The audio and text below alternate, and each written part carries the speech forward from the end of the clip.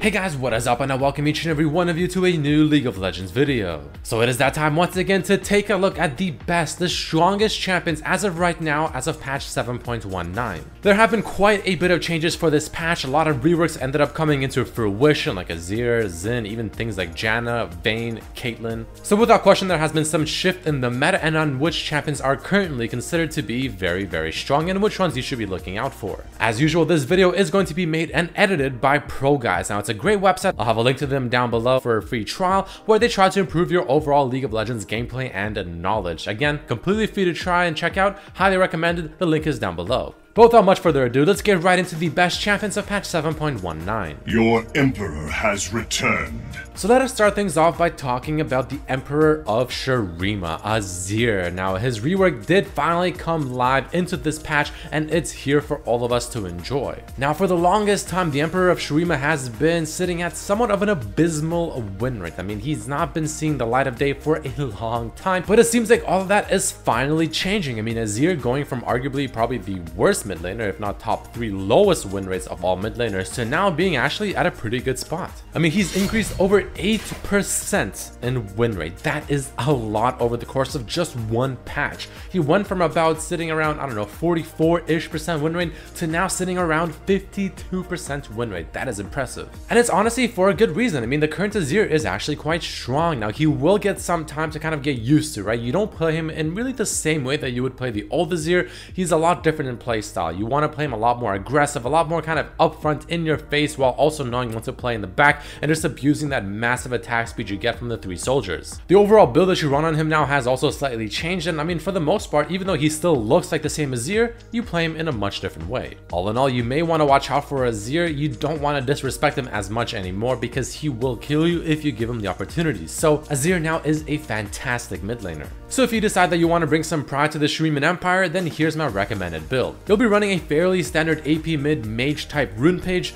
Your masteries will still be pretty similar as to what you used to run on Azir, but the build is going to be slightly different in items because now you go from Morellonomicon first, then you can go into Sword Boots or Zerker Boots, just depends on the team comp, but I usually recommend Berserker Boots, followed by things like Rylai's, Rabadon's, Void Staff, and you can also maybe go something like Zhonya's Hourglass if they have a lot of dive, or you can even go for something like Liandry's Torment. To the arena. But next up, let's talk about Xin. Now, more specifically, Xin in the jungle, because he also ended up getting a rework for this patch, and quite a bit, especially for him, has changed. His W actually does quite a bit of damage now. He's got an insane amount of just all-in damage, and his ultimate, I honestly believe, is just so good. It just makes his kit work so much better. So much like Azir, Xin has also been finding a lot more success as of this patch ever since the big changes finally hit. Now, obviously, his win rate did not spike as much as Azir, but at the same time, Azir was sitting at quite the disgusting win rate to begin with, so it kind of makes sense. But with the idea of people still kind of learning him, and even with that being said, his win rate is still going up as of this patch compared to last patch,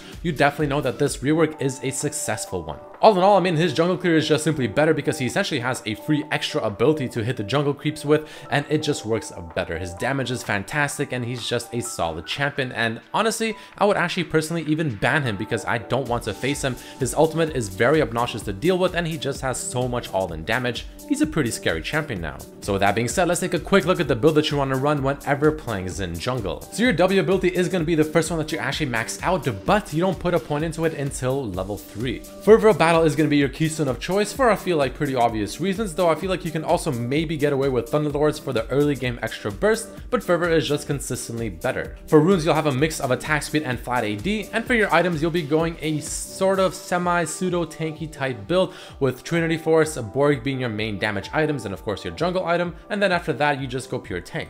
Next up, let's continue the trend of talking about the champions that received the massive changes this patch and talk about Vayne. Let us hunt those who have fallen to darkness. Now, Vayne ended up getting some significant changes as well, not on big of a scope as someone like Azir or Xin, but it's still pretty big. Because now her Q ability can no longer critically strike, but apparently that doesn't seem to be enough to change the build and the items that you get whenever playing this champion. And on top of this, her ultimate now gives her that juicy, sweet duration extension on her ultimate with how long you can stay within it, which is just so good. I actually played a ranked game on my D3 Smurf and I ended up picking Vayne pretty much my first time in months, if not even a couple of years of playing this champion, and I did quite well. I ended up carrying the game, ended up getting my 3 or 4 item power spike, and I did super well. And I feel like if I did well on Vayne after not playing her for about a year, that's a pretty good sign that she's probably in a pretty good state. Her win rate is just consistently going up and up and up, sitting at 53%, being the second highest win rate of all ADCs, which for a champion like Vayne is extremely impressive. But with all that being said, let's take a quick look at the build for Vayne.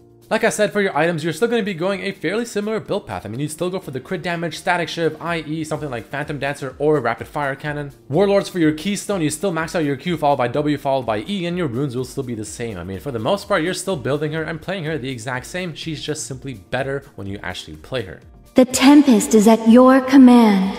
Following these reworks, we also have the massive changes that happened to Janna. Now, Janna, that is a very special case in League of Legends as of right now, and unfortunately it still seems to be the case, because ever since the massive changes happened to Janna, apparently it didn't nerf her whatsoever. In fact, it actually made her just as strong, if not stronger, because Janna is still sitting at the highest win rate of all supports, and this is after 2 hotfixes, because after the Janna changes came out, they were still just way too much and too powerful for the champion.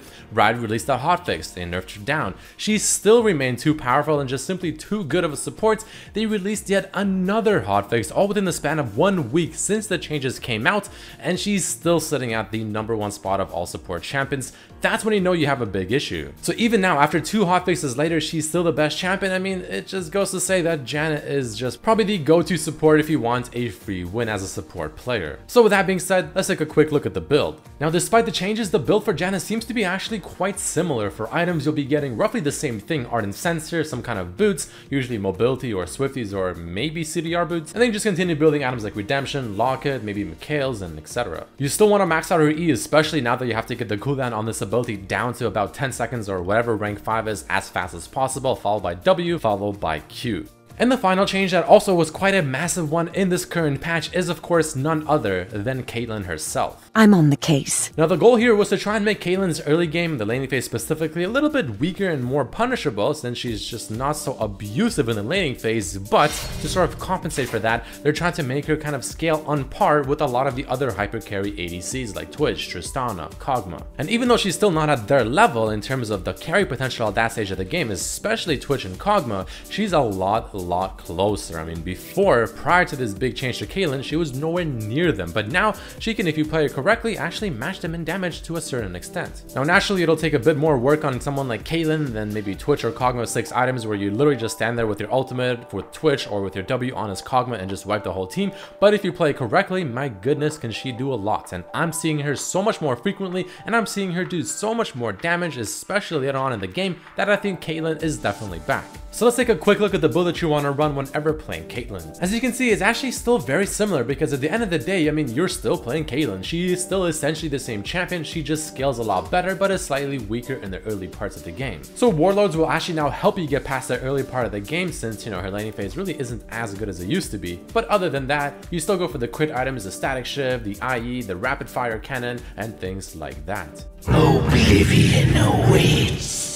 Following Caitlyn, let's quickly talk about Malzahar in the mid lane. Now, Malzahar has been a consistently good champion for so long, and apparently that has not changed just yet. He's a very simple champion, very strong, effective, has a lot of synergy with the items he gets, has one of the best and easiest CCs in the entire game being his ultimates, and he's still one of the few champions that actually has an AoE silence. He can push in the waves very quickly, you can play him relatively safe, and I mean, all in all, if you're really not much of a mid lane player, but you have to play something because you got autofilled or it's your secondary role or whatever, usually Malzahar is a pretty safe and simple, consistent pick. Not much more else to say because I talk about him so frequently, so let's take a quick look at the build. Rylai's, Liandry's, Deathfire, all are fantastic items on Malzahar, all have a lot of synergy with his kit, especially his E ability, and you'll be doing and scaling quite a bit of damage. But everything else should be pretty self-explanatory. Time for a true display of skill. Next up, I want to talk about Ezreal, more specifically Ezreal Jungle. Now, it's not as good as it used to be, but it's still pretty damn up there. I mean, people have definitely started to play this.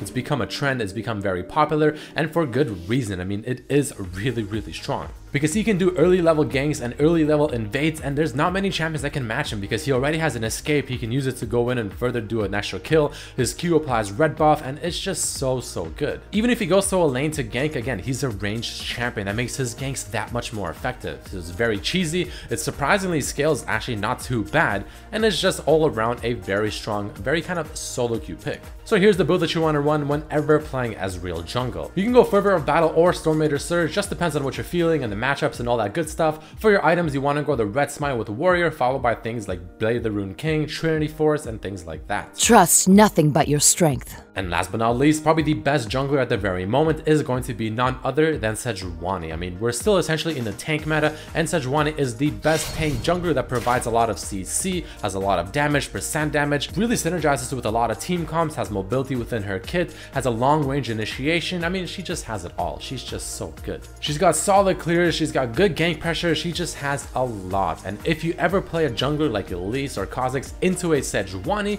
there's a very good chance that the team with Sejuani, as long as they actually have an idea on what to do on this champion, will have a much higher chance to win overall just simply from the picks. But here's the build that you want to run whenever playing Sejuani. I mean, Courage of the Colossus is usually going to be your keystone of choice. Everything else should be pretty self-explanatory since I have talked about this with so many patches already.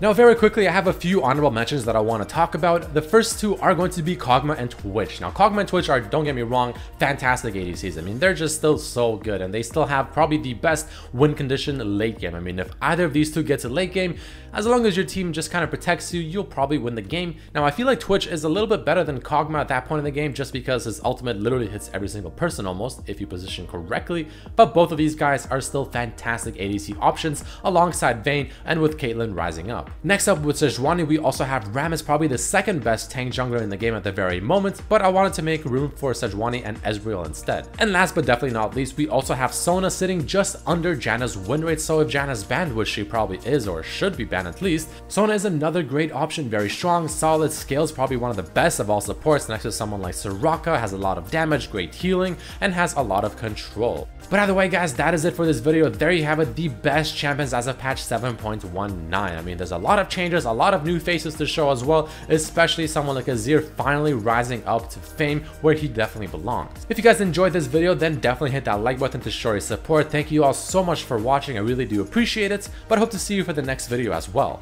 Peace.